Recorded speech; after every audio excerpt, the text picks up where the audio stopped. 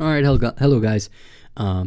This video is going to be a little bit more of a yapathon. I know it's been a while since I've uploaded, but I'm just going to talk a little bit about my experience with an RTX 5080 after having it since about its release, about 2 weeks after it released. I had one delivered. I got it Newegg the day after it released, and it released on January 30th of this year. And honestly, so I have some notes here, and the big thing with the 5080 is that it's like supposed to be top of the line hardware, right? And I knew going in it was going to be weaker than the 4090, because I got it the day after. I was up all night the day before, so but everybody knew that it was most definitely going to be weaker than the 4090 just based off the specs alone, and significantly weaker than the 5090 was going to be. We all knew this. It was obvious. Maybe there was going to be some, changes in, the architecture and all that to make it fantastic and totally worth the price. But no, we didn't really see that, and I knew going in that was a very real possibility. But then those day of reviews came in, the day that it released. I got mine the day after, so I had time to watch this before I actually bought it, although I tried. And they were showing, it was going to be slower. Like it was like a 12-13% faster than a 4080 Super, right? And about, 15% slower than a 4090 for a 5080. And that kind of blew me away, but the numbers became a little bit more interesting once you reached overclocking, because this card has been able to overclock like a beast. Like, I've been able to push those numbers really high using Afterburner, and that's been great. That's been a ton of fun. If you really like overclocking, this is kind of a dream card. However, even with its overclocking, where I'm able to gain like 3 to 5% on top of what I already have in performance, even with that, you're still losing out to a 4090 in almost everything. And that's a little disappointing. And sometimes those numbers can take you from, a suboptimal experience to a little bit better of an experience, like a noticeably better experience, where you're, breaking some sort of number barrier, where you would be in the 30s, but you're in the 40s now on some settings, in Cyberpunk specifically. Of course, it's always Cyberpunk, right? We have some games, Borderlands 4. Oh man, Borderlands 4. Yeah, it shouldn't be as bad as it is, but really, there are some experiences which you do break a barrier with the 4090 that you don't with a 5080. And that's disappointing. That is just flat out disappointing. And while it is a total beast, it's only, only about 12% better than a 5070 Ti? 12 to 15? 15 if you overclock, something like that?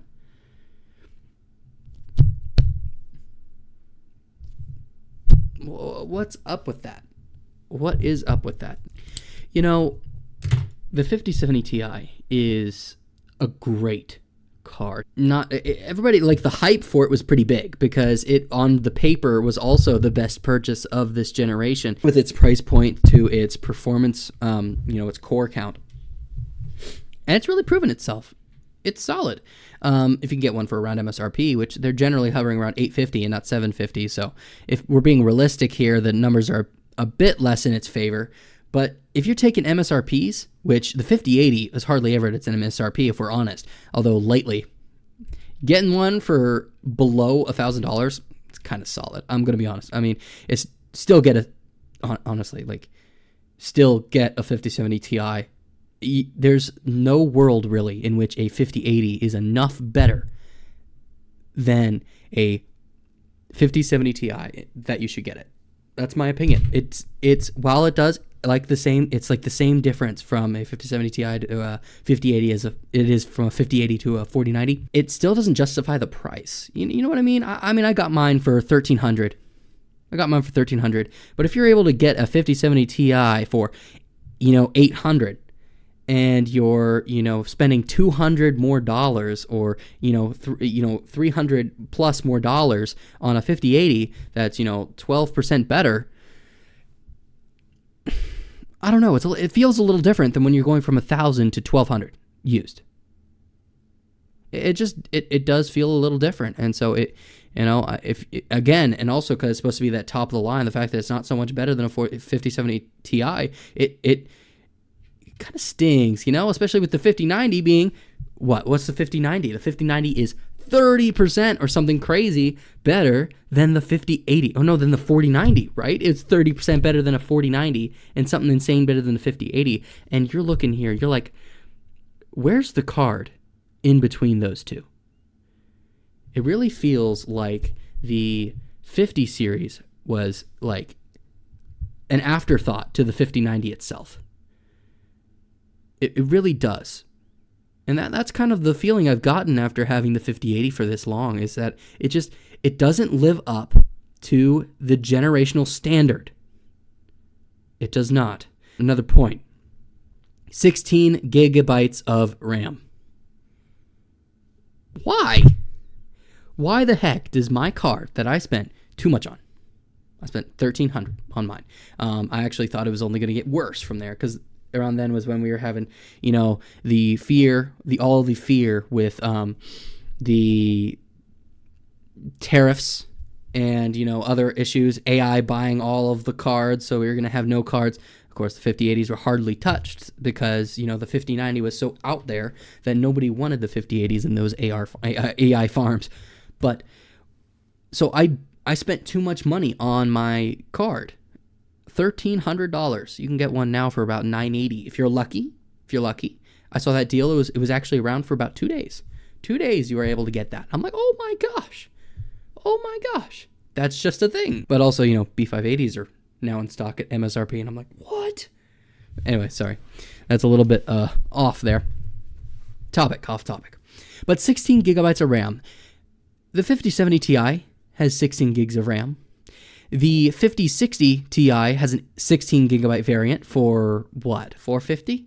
If you can have the same VRAM capacity, and it's also the same it's the same exact VRAM.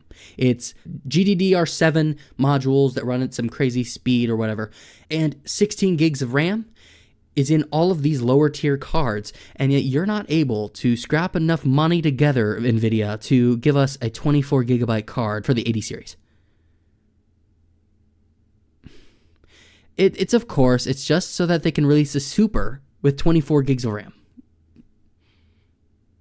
That's all it's for. There's no reason, there was literally no incentive for them to release a card with 16 gigs of RAM as their 80 series this generation, apart from that. It's greed. I mean, we all knew that. We knew it as soon as we got the spec sheets. It was 16 gigs of VRAM. What? No, it doesn't make sense. And we all knew it. We all did. But I got it anyway. And the generation before, you know what card I got?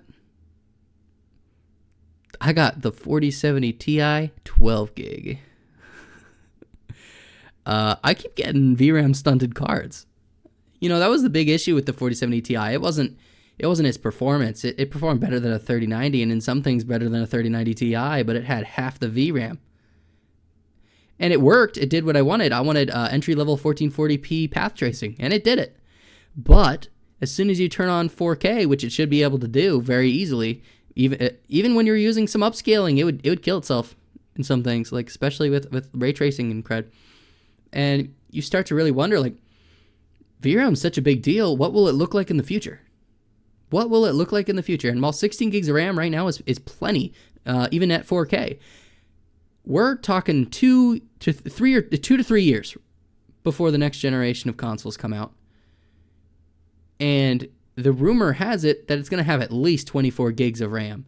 And not much of that is going to be allocated to OS. You're going to have if you have 24 gigs of system RAM in these consoles, the OS is probably only going to use 3. Maybe I'm wrong here. That's going to leave a ton. 20 gigs for game and VRAM. And this is if the consoles only have 24. Who's to say they don't have 32? 32 is cheap for our computers right now. I mean, of course, they'll have to be a little bit more specific with it. It'll have to be, able to be fast enough to be VRAM as well, so that's going to look a little different than the RAM we get in our systems, but still, 32 for this mass production machine, I don't think would be too much of a stretch, especially once we reach 2028.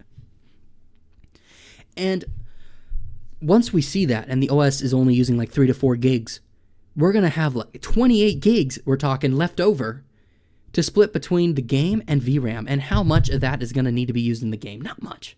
We haven't needed to use much system RAM in video games for a long time now.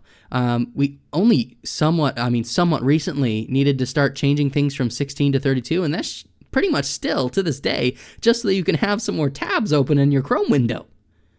Like, you can still game pretty good with 16 gigs of system RAM as long as you ain't doing nothing else. And so the idea that 16 gigs is going to last at, 4K much longer than 2028, I doubt it.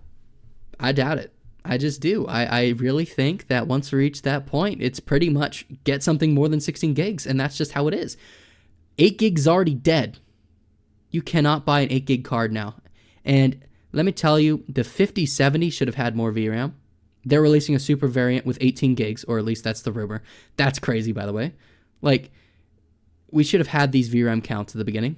We're going to have a 24, like the rumor has it as 24 gig 5070 Ti and a 24 gig 5080. Oh, at least the 5070 is also supposed to have a little bit of a spec bump from what I remember. The other two I don't think will. 5080 especially. It'll just have, I think really the headroom for the clocking, for the overclocking, probably just there so that they can make the super variant look a little better just by overclocking it in the factory more. That's my theory. I think that's what a lot of people, I wasn't the first person to think of this, but it makes a lot of sense to me. Classic NVIDIA. And, I don't see this card lasting for as long as it should at its price point. The 7900 XT from AMD was a $800 card in 2023, 2024. About the same generation as the competitive generation for the 40 series. My buddy in college, he bought himself one of those, and guess how much VRAM it has? It has 20 gigs. Now, in rasterization, it was a little bit better than a 4070 Ti, and in ray tracing, it kind of plummeted down a cliff.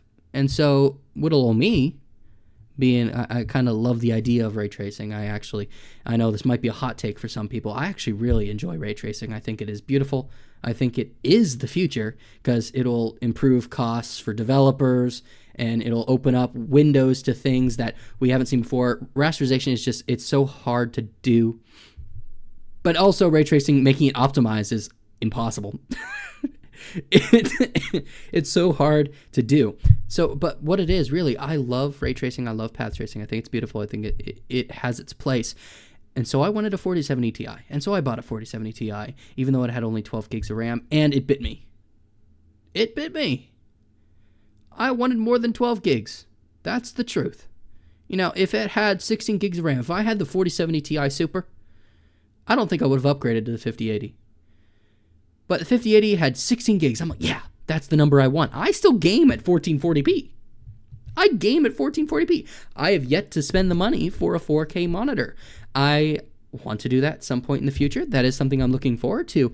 But really, I don't need the power that this thing puts out.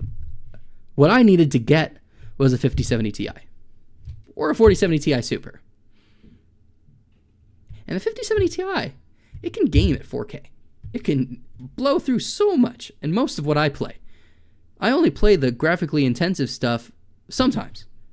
Most of the time I'm playing survivor-like games. That's my favorite genre right now, is survivor-likes, like Vampire Survivors, and I'm playing a lot of 20 Minutes Till Dawn, and, Halls of Torment. I'm not playing all these, crazy games. I really want to play Borderlands 4. I just don't want to support the company right now. But I love Borderlands. I've been playing a lot of Borderlands 3 on this system, and it blows through it. I'm like, yeah, it does this stuff. But so would a 5070 Ti. That's the truth. That's the truth. So really, that's pretty much my final thought, is that the 5080, it does what it says it could do. It has multi-frame gen and all that craziness. But really, in the end, what I wanted was something at a better price point, or something that could blow through things in the future. And I just don't know if this card has the longevity in it due to its VRAM capacity to do that. And so that's why I'll always be going back for more cards, because I have a technology addiction. I'm a consumer. What can I say? But still, yeah, it hurts. It hurts sometimes, you know. I should have gotten a 5070 Ti, and that's it. All right, well, thank you for tuning in to this ramble session, and you have a good one. Bye-bye.